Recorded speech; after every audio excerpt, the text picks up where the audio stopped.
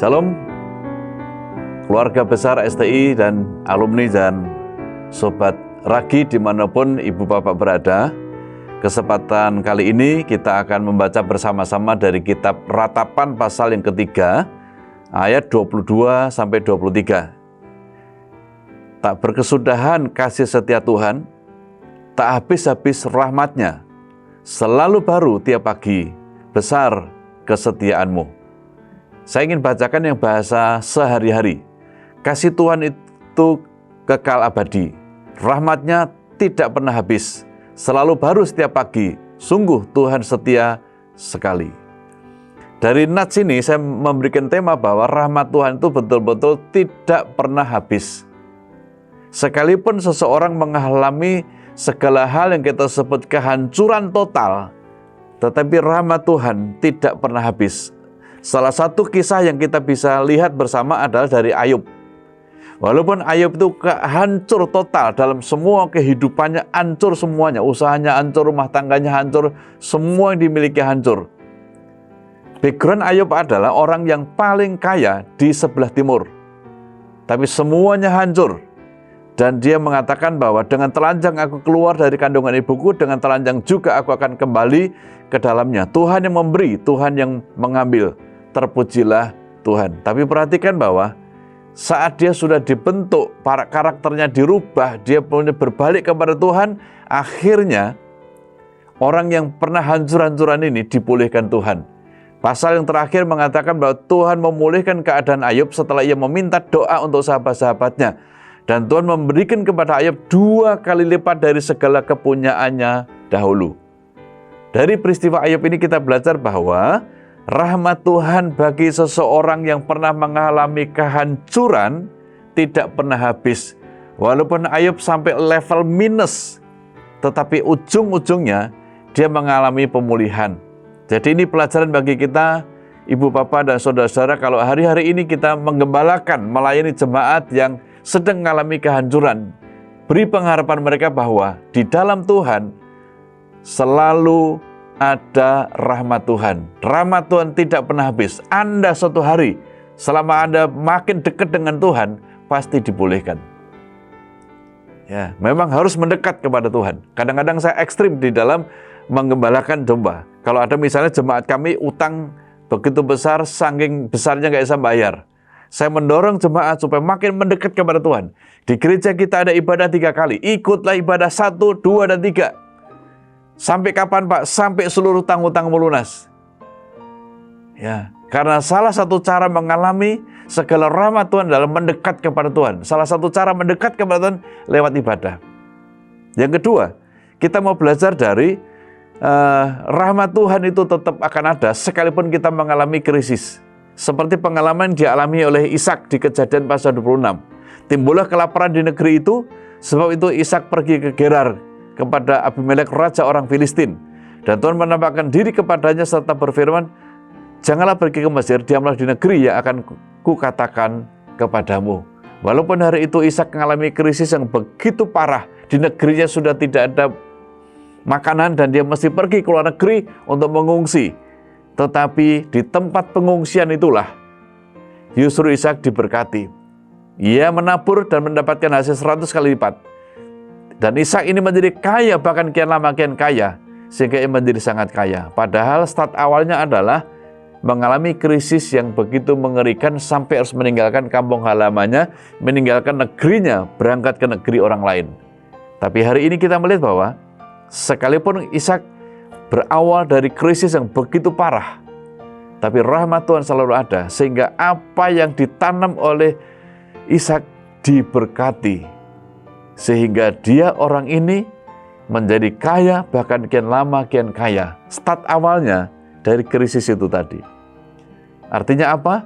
Bahwa rahmat Tuhan tidak pernah habis bagi siapapun yang sedang mengalami krisis selama dia mengandalkan Tuhan dan makin mendekat dengan Tuhan. Sebab diberkatilah orang yang mengandalkan Tuhan dan terkutuklah orang yang mengandalkan sesamanya. Contoh yang lain kita mau belajar dari seorang ibu. Suaminya meninggal, dan setelah suaminya meninggal, ternyata yang ditinggalkan bukan warisan, tetapi yang ditinggalkan ternyata adalah jumlah piutang. Makanya ibu ini memberitahukan kepada Nabi Tuhan, penagih hutang sudah datang untuk mengambil kedua orang anakku menjadi budaknya. Tidak ada lagi harapan. Tapi begitu wanita ini makin mendekat kepada Tuhan lewat nabinya, setelah dia mengalami perjumpaan dengan Tuhan, pasti dia akan mengalami rahmat Tuhan.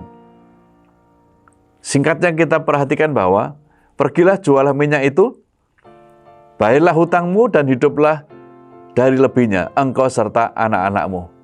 Jadi seorang ibu yang sudah punya utang besar, tidak mampu membayar, suaminya sudah meninggal, kemungkinannya adalah anak-anaknya mau diambil jadi budak sebagai jaminan, tapi hari ini dia telah terbebas. Dia bisa membayar hutangnya lewat mukjizat itu, dan dia akan hidup dari lebih dari hasil penjualan minyak yang luar biasa ini. Jadi ada harapan, tidak pernah berhenti rahmat Tuhan itu. Rahmat Tuhan selalu ada, tidak pernah habis. Pengalaman yang lain, kita bisa belajar dari seorang wanita yang mengalami penderitaan selama 12 tahun, mengalami pendarahan. Walaupun dia mengalami pendarahan begitu parah, suatu hari dia bisa mengalami rahmat Tuhan ini. Waktu dia berjumpa dengan Tuhan Yesus, dia mengalami keajaiban dan mukjizat yang luar biasa ini. Waktu dia berjumpa dengan Tuhan Yesus, dia berkata begini, asal ku jamah saja jubahnya, aku akan sembuh. Seketika itu juga berhentilah pendarahannya dan ia merasa bahwa badannya sudah sembuh dari penyakitnya. Wanita ini mengalami pendarahan selama 12 tahun. Semua hartanya telah habis untuk pengobatan dan keadaannya tidak lebih baik lagi. Tapi ada rahmat Tuhan. Waktu dia berjumpa dengan Tuhan, dia sembuh. Tidak pakai lama. Setelah dia menjamah ujung jubah Tuhan Yesus, saat itu juga sembuh. Jadi ini pengharapan bagi kita semua kalau kita sebagai hamba Tuhan melayani jemaat-jemaat yang sedang menderita dengan sakit penyakit. Dalam Tuhan ada keajaiban dan ada mukjizat. Dan tidak pernah terlambat berkat Tuhan itu. Contoh yang lain kita mau belajar dari seseorang yang mengalami kekurangan. Kepada kelompok ini pun, kepada jemaat yang seperti ini, rahmat Tuhan juga tidak pernah habis. Seperti yang dikatakan dalam Yesaya pasal 55 ayat 1, hai semua orang yang haus, marilah dan terimalah, minumlah, dan orang yang tidak mempunyai uang, terimalah gandum tanpa uang pembeli, dan makanlah juga anggur dan susu tanpa bayaran. Kepada jemaat yang sedang mengalami kekurangan, Tuhan bisa memberikan kita tanpa bayaran. Anak-anak muda, kalau Anda sedang bergumul, tidak ada biaya untuk kuliah, jangan lupa bahwa Tuhan bisa memberi berkat engkau kuliah tanpa bayaran. Artinya memperoleh beasiswa. Orang tua tidak boleh putus asa. Walaupun tidak ada dana untuk menguliahkan anak, tapi Tuhan bisa mengadakannya tanpa bayaran. Ini yang saya sebut dengan berkat dan rahmat Tuhan. Itu sebabnya kita mau belajar pagi hari ini, kesempatan kali ini adalah rahmat Tuhan tidak pernah habis. Sekalipun semuanya pernah hancur, kelak pasti dipulihkan.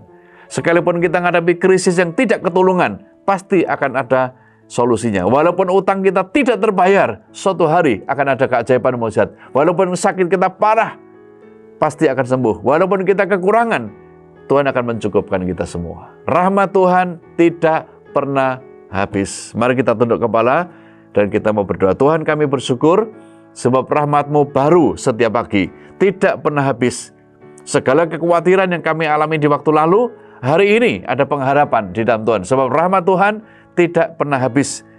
Kepada orang yang pernah hancur, kepada orang yang dalam krisis, kepada orang yang tidak bisa bayar hutang, sakit parah bahkan kekurangan, selalu terbuka rahmat Tuhan bagi semua mereka.